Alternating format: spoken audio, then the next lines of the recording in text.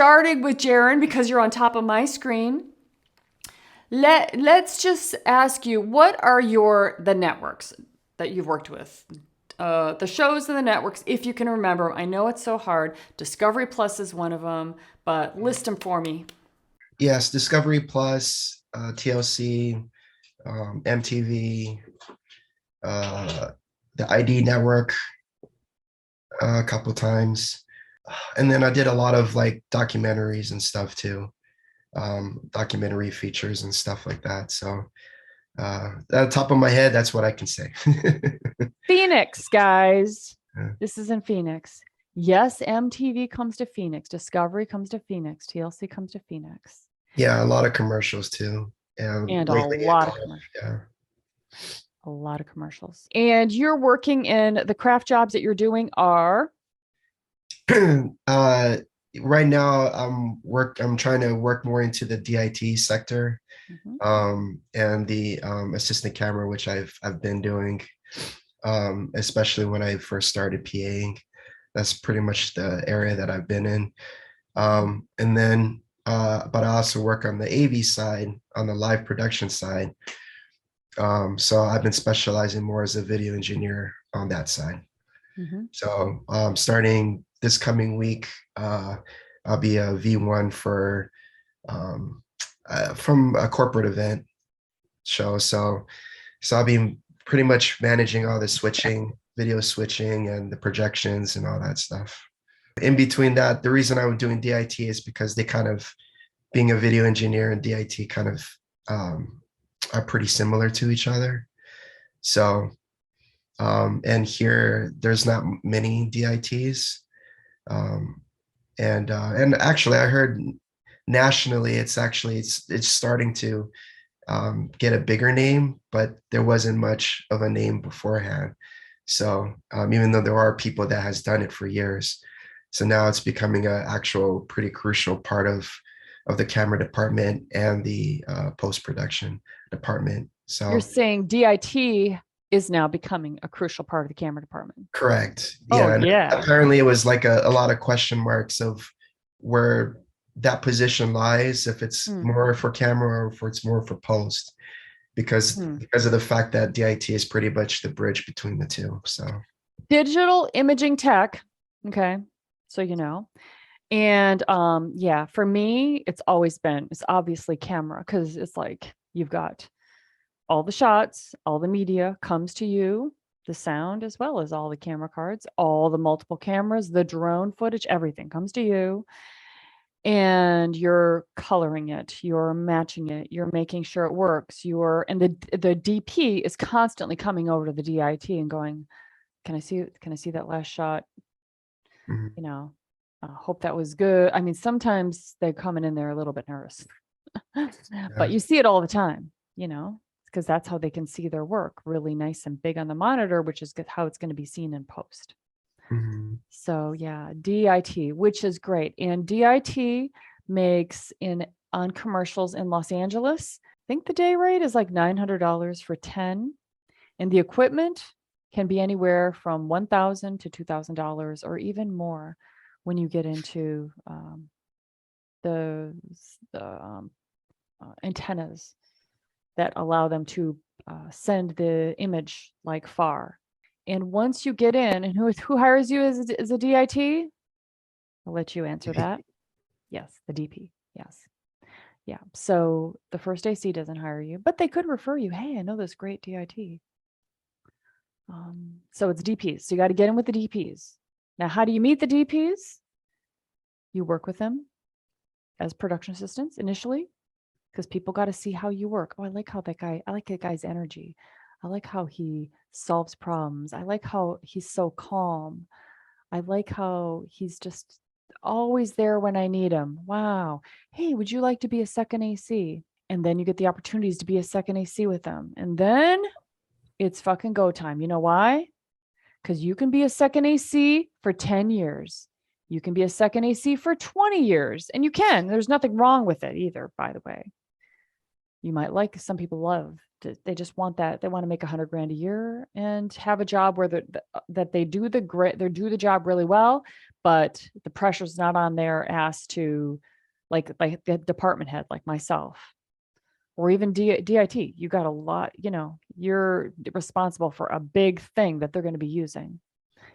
But second AC, VTR, that is not, you're helping, but it's not like it's going to impact the final product. Then what I'm saying, it's go time, which is the lesson for everybody here, is it's go time because those people like you, they hired you like that. They'll keep hiring you as a second AC until you're like, I want to do DIT and do what you're doing. Start buying the equipment, start learning the softwares, start understanding software, and start saying, hey, I can do DIT. Hey, I'm doing data wrangling now.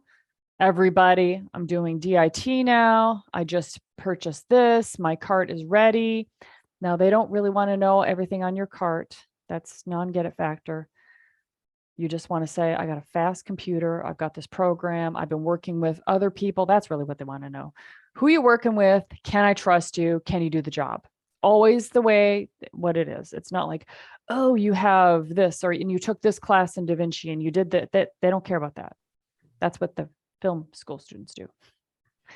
So it's always, I got the equipment. I'm up for it. And I've been working with other people to prove it. And I think it's great you're doing AV work.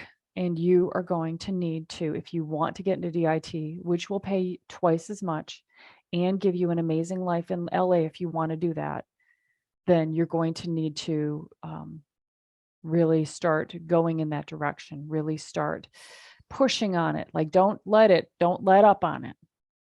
Keep your foot on that gas. I know you make a lot of money in AV, and that's fun too. I mean, if you want to do DIT, I'm saying life is great. You're doing great. You're getting married. It's amazing. So, Yeah. you are doing great. Yeah, no, I would rather be more on set if I can, but for right now, it's like I get a lot of work through AV to kind of like fill in the gaps of the times that I don't have work for the film side. So, Perfect. so for right now, it works pretty well, but Yeah. once I start seeing the more consistency of people requesting DITs, then I'll start to try and actually go more in that way. But also, it's giving me a good time to really, like you said before, of just studying, making sure I have all the gear that I need and all that kind of stuff. From what I understand, a lot of DITs too, they actually end up becoming colorists in as a sort of like a side gig as well. So that's something also that I'm trying to kind of like get more involved in, colorimetry and all that stuff too. So Awesome. You cannot go wrong. See, what he's doing is he's learning all the side areas that can help him to be really good. A lot of people don't do that. They just know their job, but that's what he's doing. I think that's great. And I want you to know, in LA, once you get going as a DIT, just so that you know, you're not going to have it. There's not going to be any time to do anything else. There'll be no AV. There'll be no coloring. You're only going to be you are going to be working all the fucking time as a DIT. If you choose that you want to do that. I just want you to know, I'm telling you, that's possible. You can be in LA making $2,000 a day as a DIT. You can totally do it. Just know it in your bones. And you're not hoping it's going to happen. This is what you can do very easily with conviction. Okay, let's talk to Jesse. Jesse is in Minneapolis. I am. Yeah. And started Friends in Film how long ago? I started at the end of January. And you are in the what K club? 6K club. Not bad, guys, in Minneapolis. Mm-hmm. All right. And you've only just begun. I know people that started in Minneapolis, and that's a great minor market, that there's work there and it can give you exactly what you need. Then if you want to move to a bigger market, any plans or thoughts about moving to a bigger market yourself? Yeah, I know eventually I want to get out to LA, but I know I want it to be a real well thought out process because I know that although I've had my 20 sets already, they've primarily been being a PA or even some background acting work. But I want to eventually get into the camera department and become a DP someday.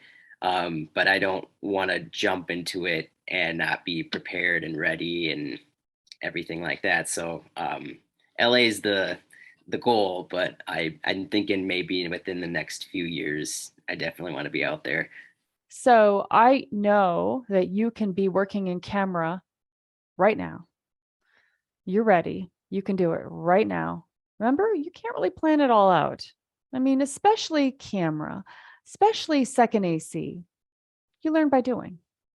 So Right. you got a great attitude. You can roll up your sleeves. Let's find what's the first thing, second thing, third thing I should do when we land on the location, or I have these two things planned out. What's the third thing you'd like me to do?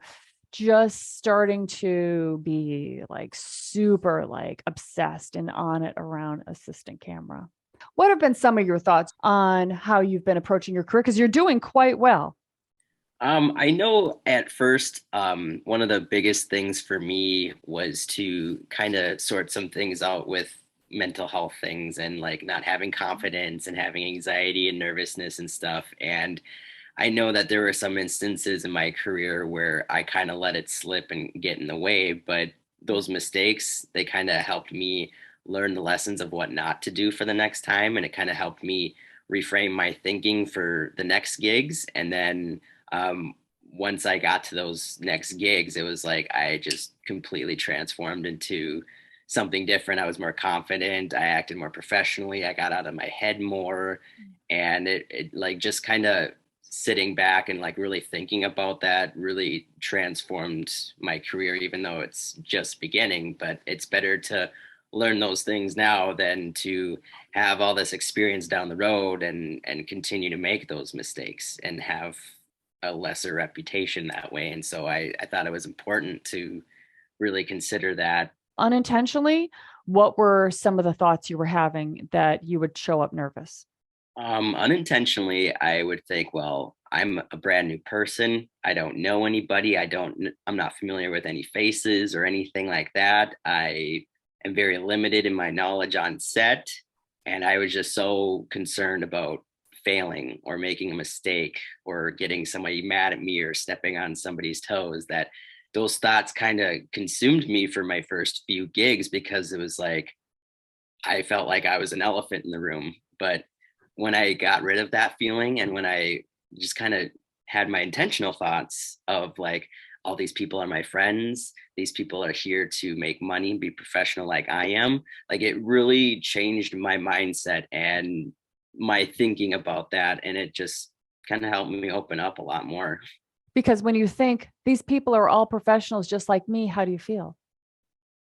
I feel like the pressure is gone. Like I feel like I'm among people that I can talk to and open up to and be able to work with and communicate with directly if I have a problem or if there's something that I notice, like I can approach them and be open to them and not have to worry about the little things in my mind that probably would never happen on set for real. So yeah. Right, right. I feel like belonging, the feeling of belonging, the feeling of free, the feeling of alive, the feeling of caring. Those are all great emotions. And from there, that's how you do the job. And the other thoughts were like, I'm afraid to mess up.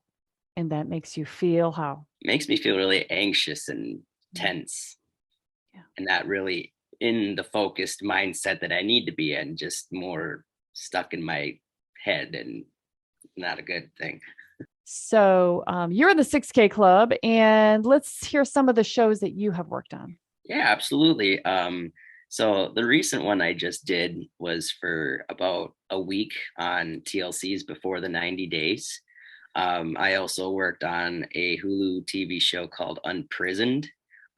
We just worked on B-roll footage and got a lot of scenes from Minneapolis, and the actors worked on a different set in LA. So that one was actually really cool to do. Um, and then let's see, I did HGTV's House Hunters for about a week when they came into town. And then I actually worked on a feature film with Joe Keery when he was in town. So that was really cool. Are you working with people from LA that are coming into Minneapolis to shoot? Yeah, I'm working with all sorts of different people from LA, New York, Atlanta, of quite a few people from the West Coast, primarily a lot of New York people, quite a bit. Yeah. $6,000 in Minneapolis, guys, doing PA work and camera PA work, right? Yep. On TV shows and feature films. Pretty damn good.